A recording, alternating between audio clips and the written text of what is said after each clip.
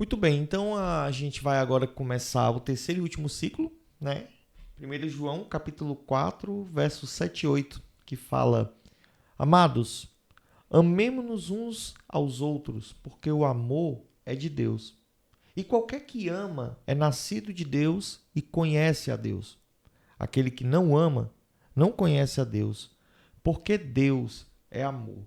Terceiro ciclo, amor de uns aos outros. E aí, Gama? Eu acredito que esse texto ele talvez seja um dos mais conhecidos, um dos mais polêmicos, porque essa frase Deus é amor, ela talvez tenha sido usada por muita gente. Inclusive é até o nome de uma denominação, né? Exato, mas aí eu não quero entrar eu não quero entrar nisso, porque não Foi é só uma aí, citação. não é a ideia lá com os irmãos. Aham.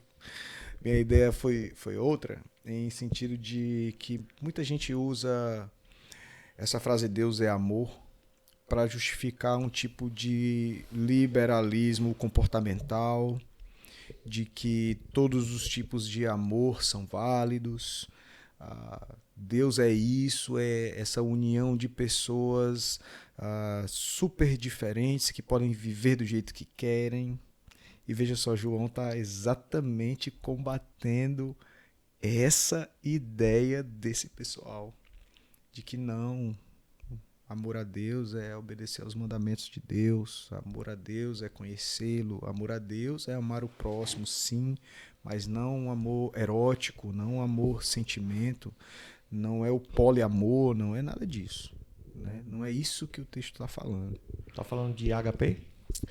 Ah, eu acredito que essa definição, por exemplo, né, que foi dada, eu assisti há muito tempo atrás o Dr. Sproul falando a respeito dessas diferenciações, né, do filéu, do eros e do agape, o agapau. E os estudos hoje eles apontam que essa diferença é muito mais de sinônimos do que de qualquer outra coisa. Né? Você vai ter as variações dessa palavra sendo utilizadas para uma variedade desse tipo de sentimento, amor, né? Tanto o amor erótico como outra coisa.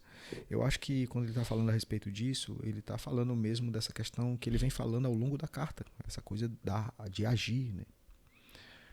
E é interessante que dentro da estrutura do grego, você não pode inverter a frase para dizer o amor é Deus. Deus é amor, tá?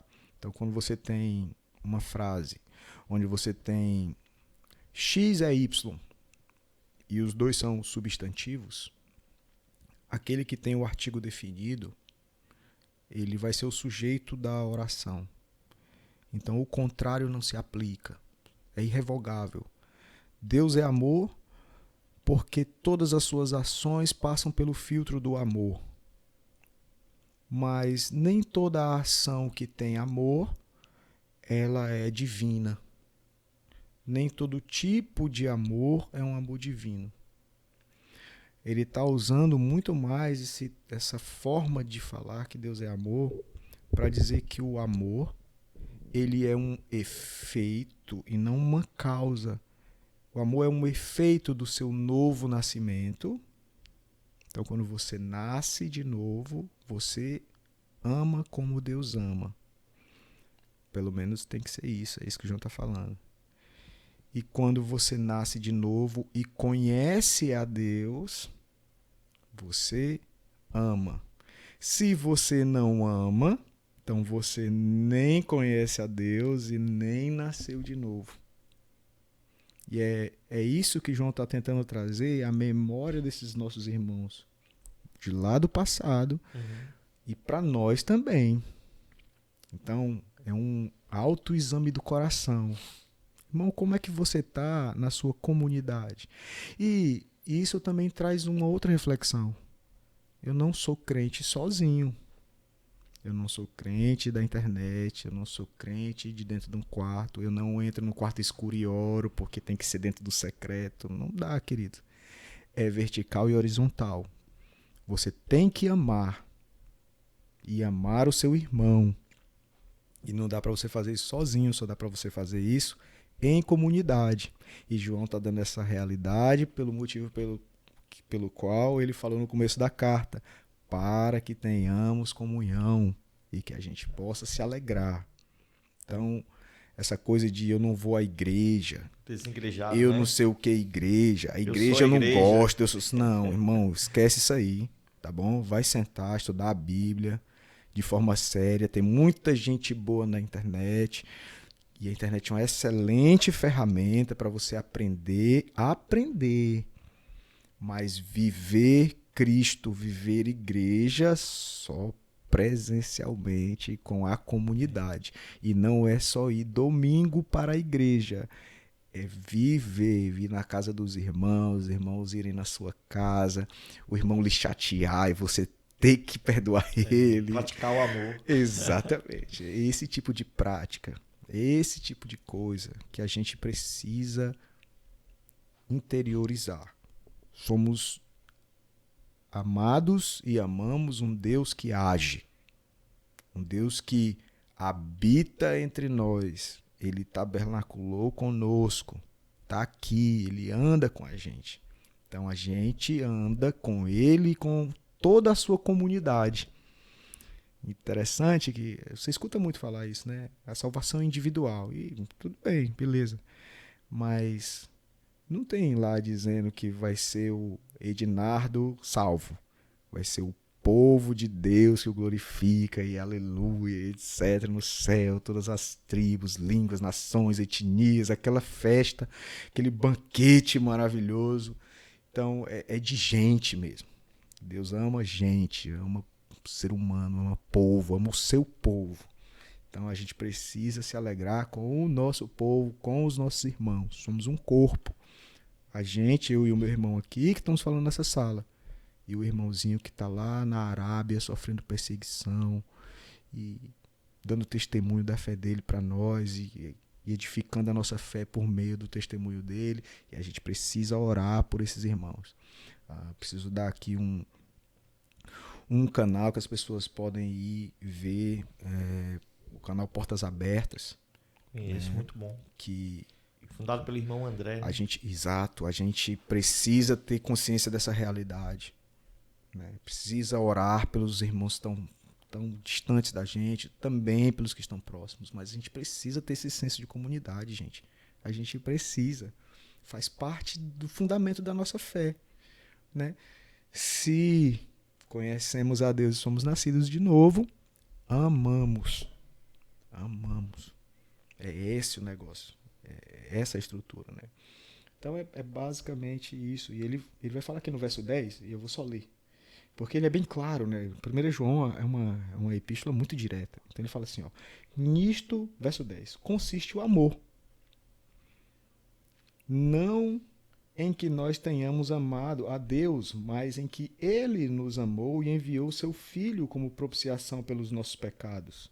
Amados, visto que Deus assim nos amou, nós também devemos amar uns aos outros. Ninguém jamais viu a Deus. Se amarmos uns aos outros, Deus permanece em nós e o seu amor está aperfeiçoado em nós. Aqueles irmãos pregavam, aqueles falsos mestres pregavam essa espécie de perfeccionismo e João está dizendo, querido, perfeição é amor, é amar o teu irmão. Pronto, é isso. É simples. É obedecer o mandamento, ama o teu irmão, tá bom? Vive em comunidade, vive em comunhão. Tá perfeito, né? Tá perfeito. E é por aí.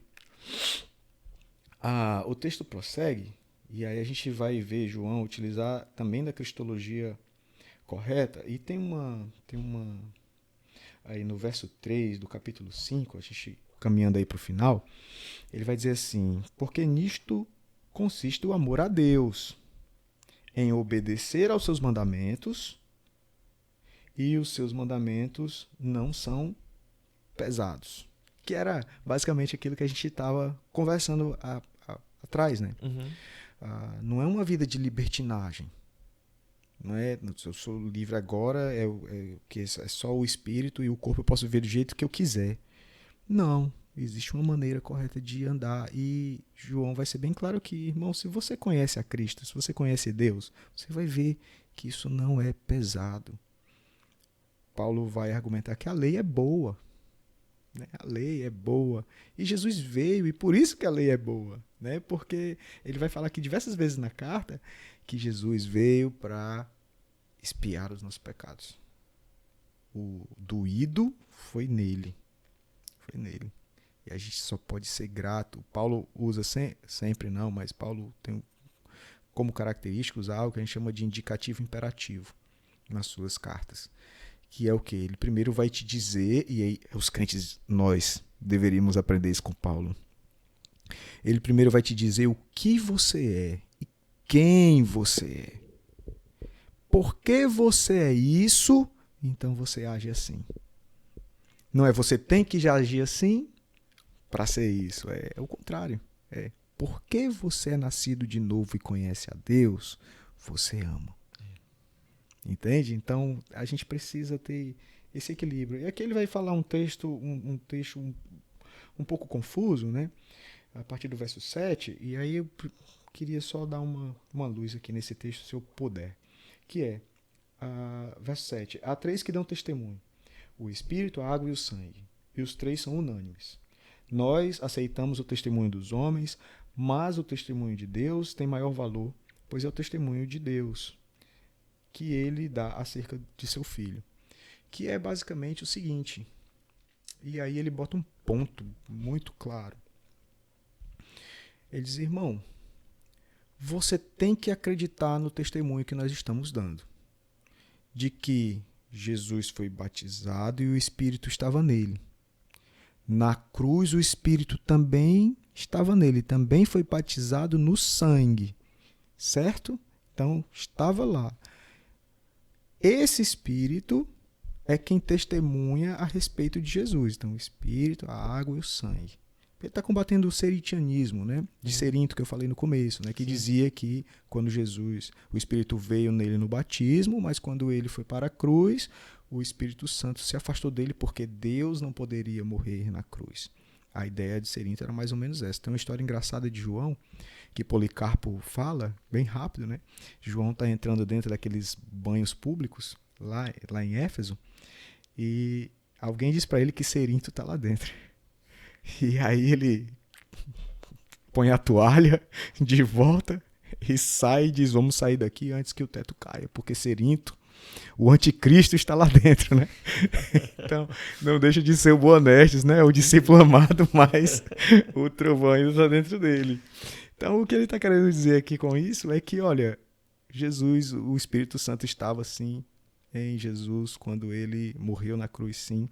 É o Espírito que dá testemunho disso. E se você não crê no testemunho dos homens, que não é dos homens, é de Deus, porque quem testemunha é o Espírito, então, querido, você está muito distante da nossa comunidade.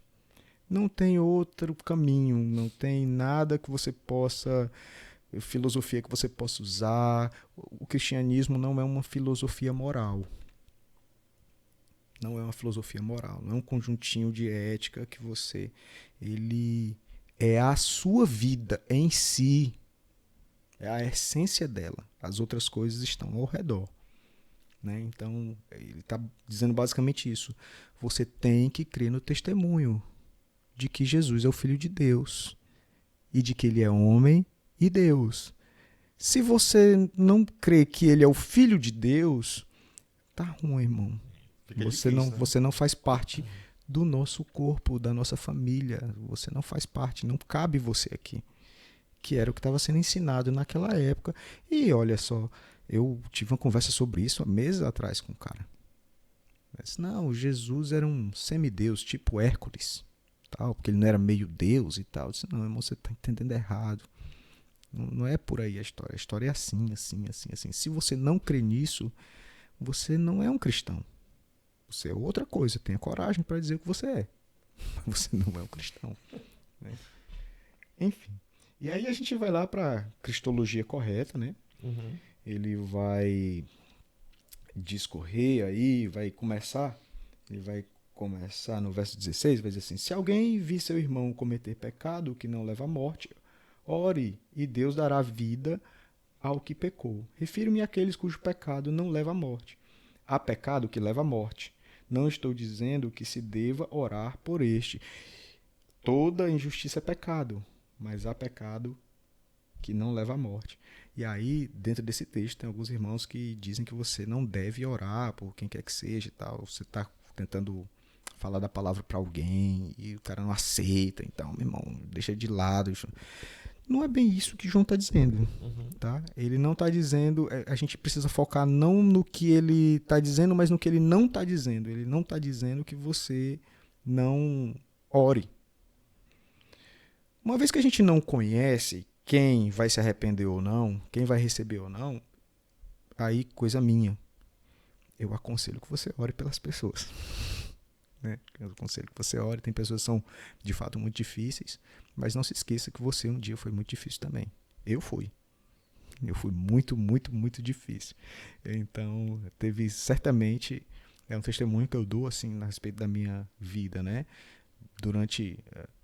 alguns anos de casado, por exemplo, vi minha esposa de joelhos orando por mim. Tenho certeza que a minha mãe também, né, orou por mim. Pessoas que me amam e que conhecem a Deus e tal, oraram por mim.